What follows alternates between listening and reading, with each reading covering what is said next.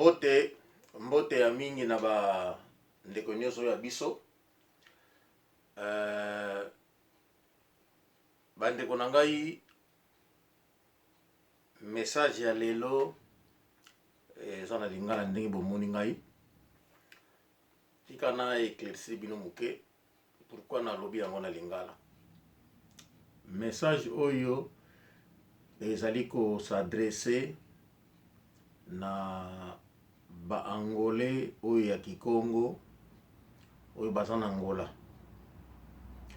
Ba angolais oyo pe ba tromper bango na ebite koma ba mususu ba mikotisi bango moko na ba mbrouille wana bayekoli lingala ba komi pe kolanda makambo ya lingala na comportement ya bato ya lingala, parce que biso ba angolais tout na comportement mususu.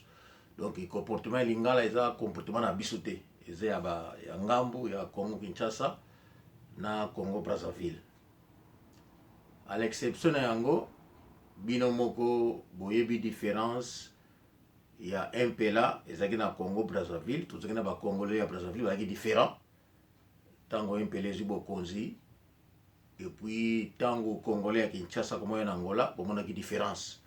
Donc boyebi différence wana tana limbo yango eza susu te. Bandeko na ngai, kombo ya programme na biso Ana ne Congo. Ana ne Congo veut dire ba descendant ya Royaume Congo.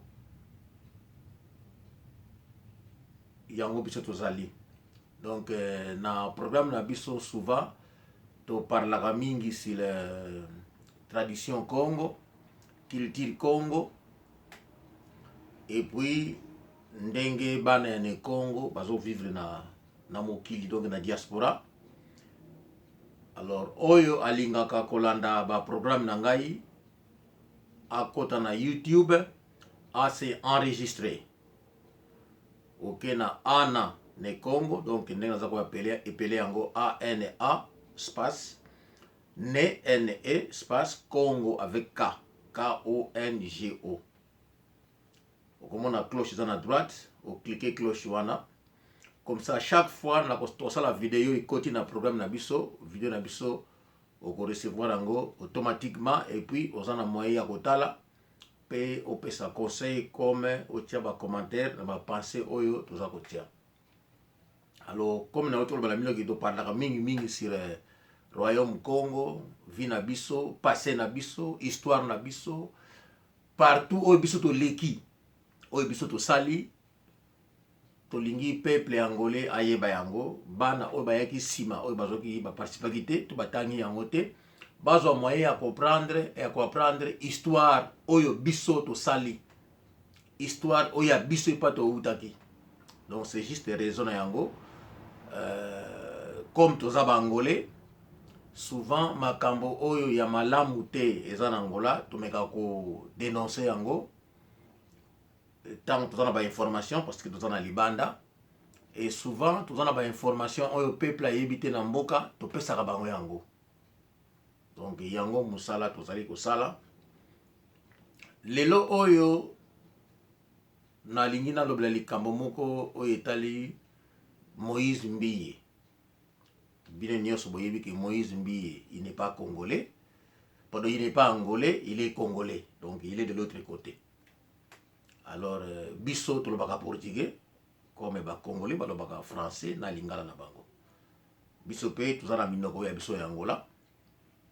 Tozana moi histoire moko boye to lekaka pe na Congo suite ya ndambo ya Royaume Congo pe eza na Congo Kinshasa comme na Congo Brazzaville comme na Gabon. Donc eza ba histoire moko souvent toza ko répéter yango. Mais pour la journée à lelo tolingi to attirer attention ya peuple angolais. Na sina lobaki yango déjà na portugais, et puis to ko zongele yango lisusu na portugais to attirer attention ya peuple angolais. Oyo alobaka lingala te. Na ba mikonzi na biso baza na armée comme na police. Et puis na sali mo ba vidéo mo mingi to dénoncer makambo mususu oyo bino boyebi te boza un peu distrait. Et oyo ezali sur politique to attirer attention ya peuple angolais. Parce que tango ekoki. Biso na Angola toza na dei ndenge ba na français, na portugais toza na lutu en Angola. Donc biso na Angola toza na dei. Na dei o toza na ngona Angola, biso peuple angolais de kabinda kunene tozo sala effort to unir peuple na biso, tozwa makambo en charge, en main. Qui veut dire toza na comportement moko boye, comportement wana to bandi ko bwaka yango. Comportement ya ko décider ko défendre terre na biso puis ko défendre peuple na biso. Donc biso bangolais toza na bana oyo baza na esprit ya etumba. Tango za monguna foko boma yo, tango ya ko punir yo ezate.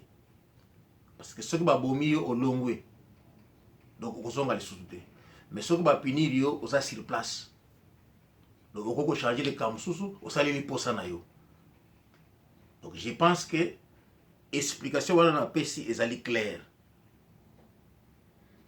Moment oyo Angola eza na moment moko difficile, moment moko oyo tosalaki ba erreur na vie, tondimaki ba paya bakotaki na mboka na biso.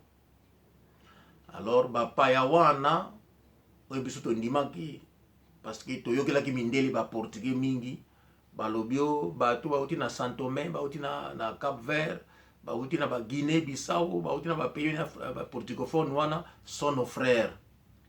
Or que ezalaki une façon ya kokotila bango na mboka basanga na biso pour ba détruire peuple angolais. Alors lelo oyo bato wana basali biso pasi na motema.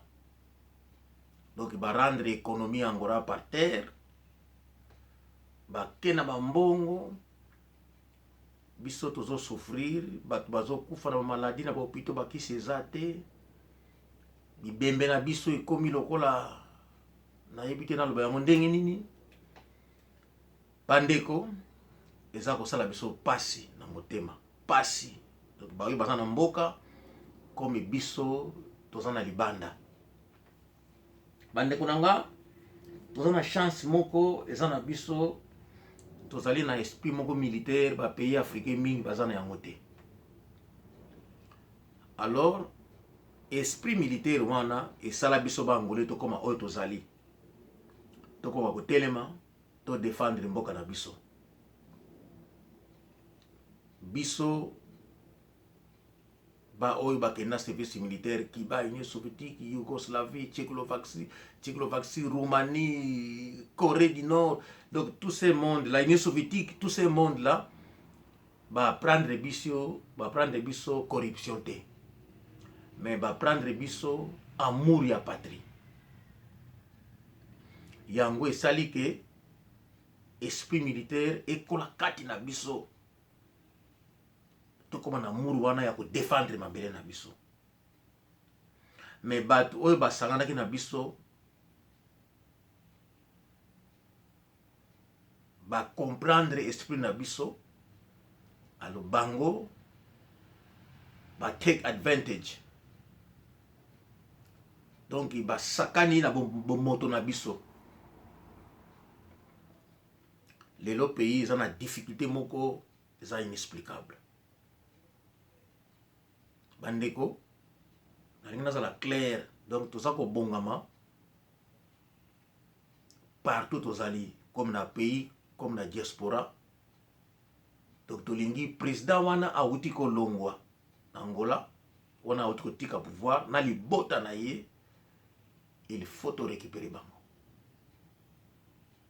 Na yebi ke mingi bakolanda nga mususu bakoseka, bakomona me moto ameli masanga, moto azwi liboma. Mais ça kaka question ya tango. Question ya tango. Mokolo bokomona ona lobby, peut-être bokokoka te ko benga ngai boyebisa ngai. Peut-être penda kozala lisusu te. Mais boko se rappeler que non, moto wana to mona ki fu alobaki likambo. Parce que biso toza capable to se sacrifiaka ata awana libanda to bomaka. donc na lobi na bino kaka ba petit oyo angolo bino bengaka lino ba shungra bazoba mais baza bazoba te baza na eloko moko bikolo mosusu boza na yango te eza l'esprit militaire. Donc biso toko boma ata na libanda ya Angola toko boma. Donc wana nolobi na bino ewuti na motema nanga e boyoka yango na monoko ya angolais mususu azala ya lingala azala kwa baka portugais te ona lobi bino lelo e na yebisi bino syndicat to atteindre mwana dos Santos o bato beka mile to atteindre na lobi na bino ke to atteindre bango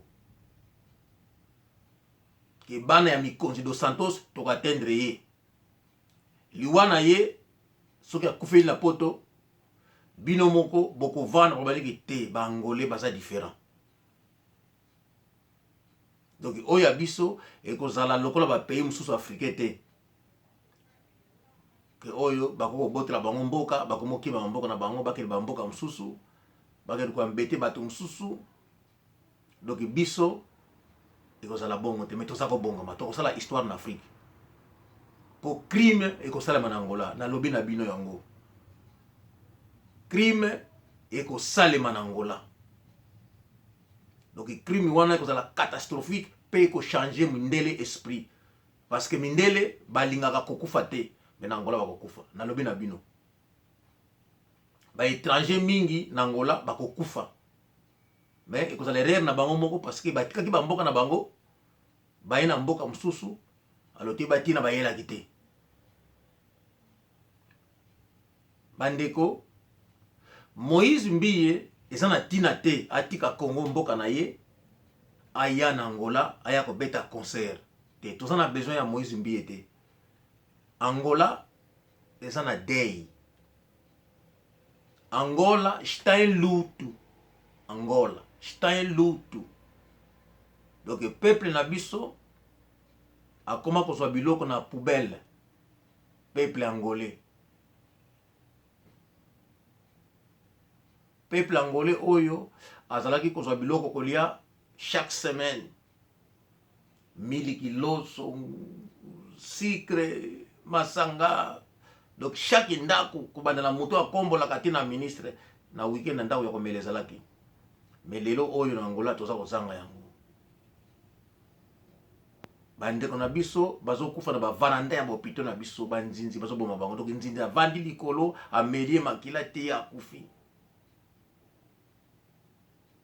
Pona nini bapaya oyo tondimaki bazwi mbongo bazwi ni surtout bakena ngo na mboka ya mundele. Bandeko toyebi ke mundele asalaki yango po bango bayiba bongo un jour bakanga bango bazongisela biso bango. Alors biso tozana bapoto toyiba secret wana kaka nde baninga bake na Afrique makambo na ti lelo tozoteya bango bazo comprendre te. Alors tozomona ba voisin mususu pe bazotika bamboka na bango bazoya susu po nini kino baya ko perturber biso. Au moment que biso toza ko bongama tosala oto lingi kosala. Bandeko na lobi na bino dos Santos na libota na ye 5 ans eza mingi na ndimi te ke bako vivre lisusu bakozala lisusu tokokoka bango. Moïse Mbiye toza na posa na yo na Angola te. Donc message ezali pona yo na ke mwa musika na mekpesa ba detail ya Angola pasi na biso toza na ngone mitema na biso. Alors nazongi na ka ya Moïse Mbiye tozali na posa te Moïse Mbiye oya ko yembela biso na Angola parce que chez nous au pays nous avons des pasteurs, nous avons des chanteurs, nous avons des musiciens. Donc tozana ba artistes chez nous au pays. Ba artistes wana bakoki ko yembela biso bakoki ko sala biso tout bakoki ko sala. Donc on n'a pas besoin ya Moïse Mbiye aya na Angola. Soka na besoin ya mbongo abeti concert na mboka na yekuna akuzwa mbongo na mboka na ye. Parce que nos musiciens angolais bakitaka Angola te ba ne ko beta musique na Congo pour bazwa mbongo. Parce que kuna mtoko pesa bango mbongo ba beta musique azate. Donc oyo tozali ko benda ba angolais matoi. pe tozali kobenga Moïse Mbiye vanda na yo na mboka na yo. Sala ba crime na yo, sala ba violation na yo na mboka na yo, ndenge o violaka, o manipulaka, sala mo na mboka na yo. Là tu es libre. Mais to lingi teke oya na Angola. To bendi yo matoi. To yebi ke oza munene, peut-être ngai na lobi na nga be muke. Mais message na ngai ezokoma na matoi ya bangolais. Ba vrai angolais. Donc oyo azo bengisa yo soki azali angolais ya Kikongo. Alors angolais wana kontra wana akata yango Moïse Mbiye ayate. Po soki Moïse Mbiye abeti na Angola, moto wana abengisi ye. Nyeso tu tokozwa yango, tokosala video, toko expliquer moto wana na kombo na ye, na libota na ye nyeso tu, toko ebisaki non, yo bengisaki Moïse Mbiye, yo Kingandi, ovanda na adresse Kingandi, na place Kingandi, oza na position bona Angola na poto ko ya lisusu te. Ni mwasi na yo, ni libota na yo, ni bana na yo, ni famille na yo. Parce que Angola eza na deuil. Donc tolingi peuple angolais to s'organiser nanu. Deuil na biso esila, qui veut dire to redresser Angola, to zongisa esengo na mitema ya peuple angolais, to bongisa ba hôpital na biso. To pesa chance te na batu oyo balingi baya ko perturber lisusu position na biso parce que toza besoin na bango te. Donc yo vrai angolais soki olingi osala mbongo soka ba angolais babeta na Angola to kendela bango ba pays africain ba pays ya poto babeta osala mbongo parce que toko beta partout olingi. Mais ko bengisa biso ba Moïse Mbiye te, toza na besoin na été. Donc a ko apporter biso rien. Toza na besoin te que non aya ko apprendre biso lingala, to ye a ko ya ko lamisa bibembe na biso kufi. To ye a ko kangala biso de Santos to Isabelle to ba bande ko Santos to ki to ba Marimbundu a ko kangala biso ye. Non, a ko apporter biso rien na Angola. Donc azala na mboka na ye. Soki abeti soki likambo esala soki masasi ezwi ete to likambo esalami te na Angola tokondimaka toshiwe, mais moto wana abengisaki ye tokolimbisaka ye jamais. Donc soki azali Kikongo tokolimbisaka ye jamais. Donc soki azali Congolais ke oyo aya na Angola asali yango po asakana na biso, donc ayebaka ke non liwa na ye ekozala na maboko na biso na kati ya Angola. Na Angola akovivre lisusu te. Donc sor na ezali tokoboma ye na mwasi ne na bana na ye. Donc toza kaka clair na moto oyo azobengisa Moïse Mbiye. Soki azali Kikongo nazali Kikongo lokola yo. Donc oyo tozoloba na yo ewuti na motema. Pona patrie na biso, pona peuple na biso et pays na biso. On n'a pas besoin de Moïse Mbiye. Soki yo komi na mbongo ebele, alors trouve une autre façon ya kobotsela mbongo na yo. Mais comme le Moïse Mbiye était chez nous au pays, on n'a pas besoin de Moïse Mbiye. Tous en a besoin. Oye salami na Angola to redresser yango, ba mbongo wana bimi to récupérer yango. Soki kozonga lisusu te to trouver une autre façon ya ko redresser vie à peuple na biso, ordre na pays na biso. Et non moto moko aya ko distraire biso. Tous en yango besoin te. Donc message oyo ezali trop clair. Donc angolais oyo azosala acte wana avanda a réfléchir na libota na ye bata la vidéo oyo ba réfléchir na yango tozali ko saka na lisusu te. Donc bokoyoka sango ke ba ministre angolais ba oyo ba yibaki ba mo parce que on a toute une liste de tous ces mondes là de Marimbundu na poto ba ko tchali susu makolo te oyo akozwama akobetama akotambola bolumbu na basi na bango na bana na bango so il s'agit de tuer nous allons le faire soki balingi traitement bakota na ba hôpital wana oye bibana na biso bazokufela bandeko na biso bazokufela donc ces gens-là doivent être traités avec nous na ba hôpital oya biso donc tout ça la clair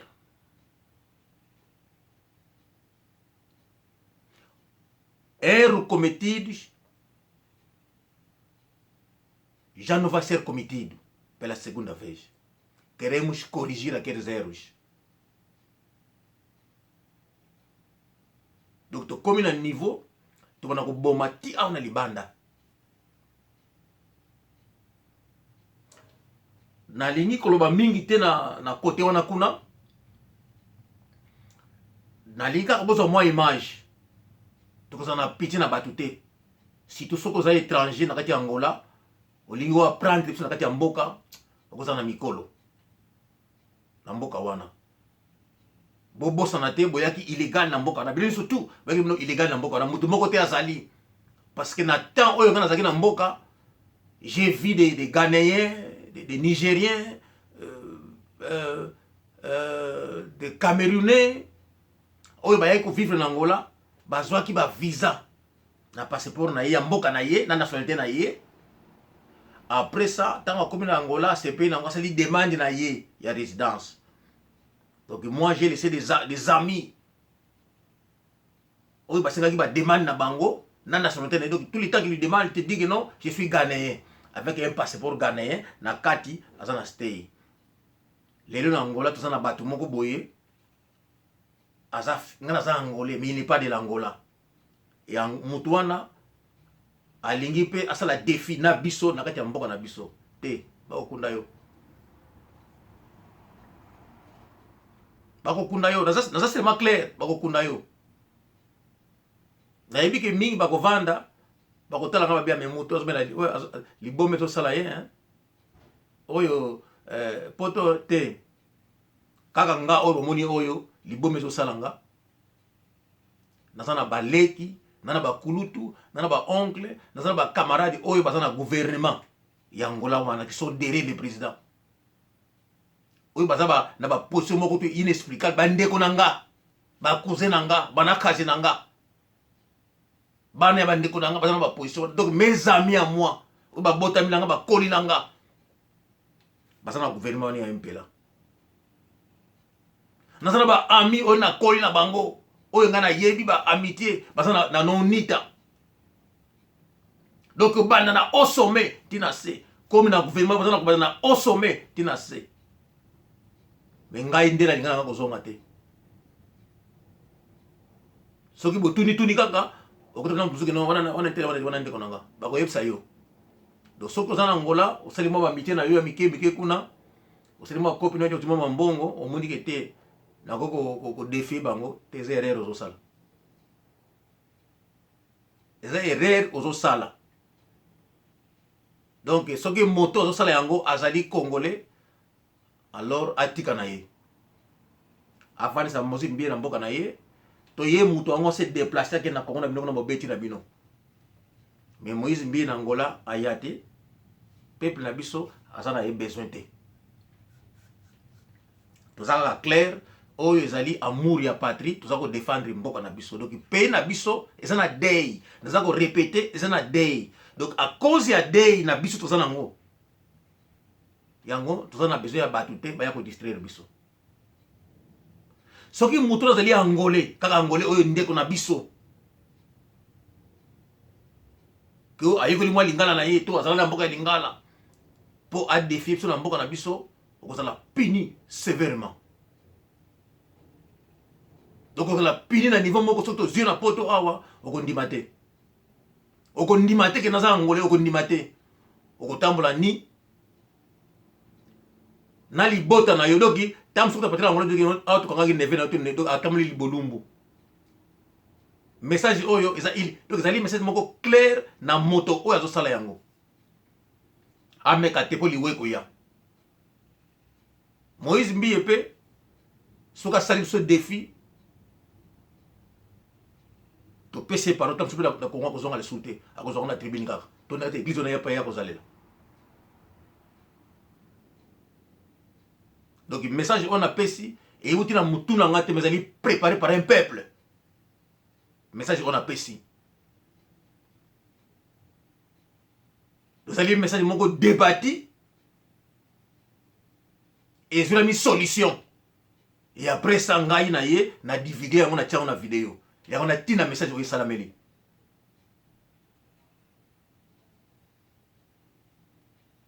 Bandeko message monsieur kolanda oyo za na portugais. Message wana pona ko mobiliser sous le peuple angolais atikali oyo portugais. Et puis dans makambo oyo na koloba oyo za en coulisses que za ko yana na boka mindele po et détruire peuple angolais. To lingi peuple angolais basa la attentif na nyonso. Na yebi ke ona koloba na portugais et ko kam c'est mais ça vrai. Ils ont livré que Angola binemi bakoti trop balingi ba rendre Angola ndenge Rwanda asali Congo. Yango masala Angola. Nazana ba information na kopesa bino bolanda yango pe bo vérifier yango. Vous allez comprendre que non li kambo na Angola puis ba komona avec les actes. Bandeko tozana day Moïse Mbiye vanda na Congo na yo, s'il te plaît, résoudre les problèmes na Congo. Ça va makabza na Angola na Congo. Mais na Angola, koya na yote, peuple angolais a besoin banzembo na yote. Aza na besoin ya présence na yote. Soki banzembo ne kotaka na Angola, tant mieux, to kosomba yango seli bambongo na yo. Mais tout ça besoin na yote que non ya na Angola, oya ko délivrer ba conseil. Et ça peut être inutile.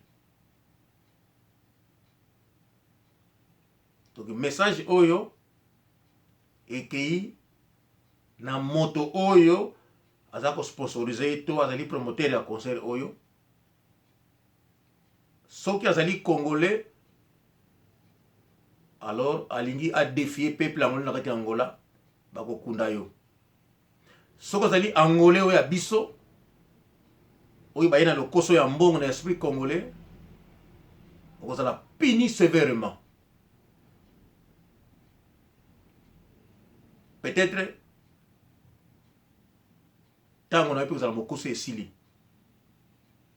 ba tango ya makonzo ya kolimbisa eleki ezali génération moko oyo ezana pardon te lelo toza ko souffrir pona ba erreur oyo ya mikonzi na biso basalaki ba tata biso babungelaki Angola basalaki oyo bautaki Brazza bautaki Vili berere bango basalaki bamonaki baki ya mabe bavanda ki babeta makonzo balimisa bango et ces gens là lelo oyo babaluki libiso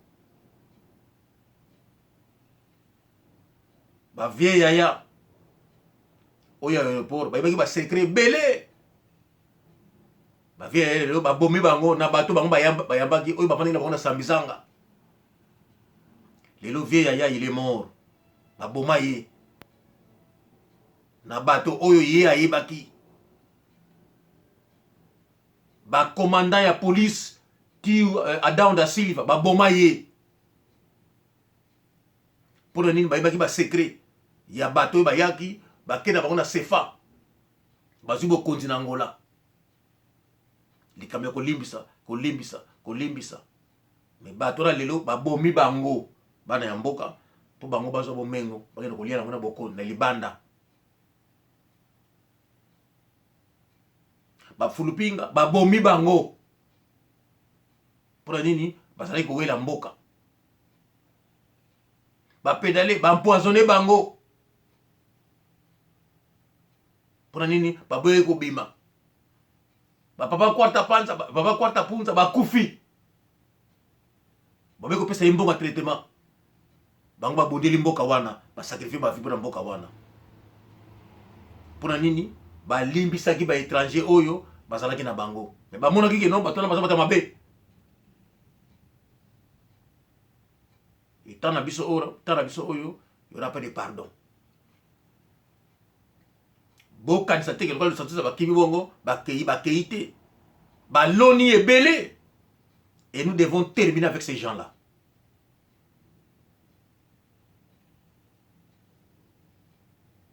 Na liziba oyo ezali na bangando, ezali na banyama ya mabe, po bosilisa bango, il faut bosilisa mai wana. Mai ekauka, bomona bango nyonso moko moko, bosilisa bango. Bongo kimia, bokotia mai mususu, bosala liziba mususu. Likambo ya Angola, eza bongo. Je pense que l'histoire n'a pas si vous comprendre yango. C'est l'unique solution pour l'Angola. Et to yebani, to comme chaque tribu basa l'ensemble, basa la uni. Parce que tribu ni surtout Angola, ils ont la libota na yango, ils ont la mabele na yango, ils ont la munoko na yango. Oyebi nani na nani abota ki oyo, nani na nani koko na ye, nani mabele bango zali wapi, mnoko bango zali nani, zali nini. Oyo azana mabele te na Angola, azana libota te na tribu, akoyebana, tokomona bango. Et Batouana doivent tous être exécutés, parce que bango binemi na biso.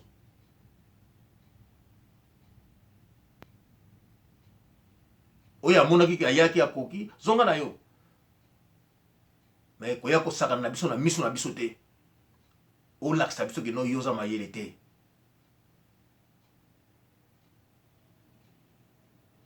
Message oyo, je pense que c'est clair, ko bandana o azala mopaya na oyo azali mwana mboka alingi a trahir tokoleka yo. Je pense que na suki wana et message nanga ezali trop clair. À próxima vez.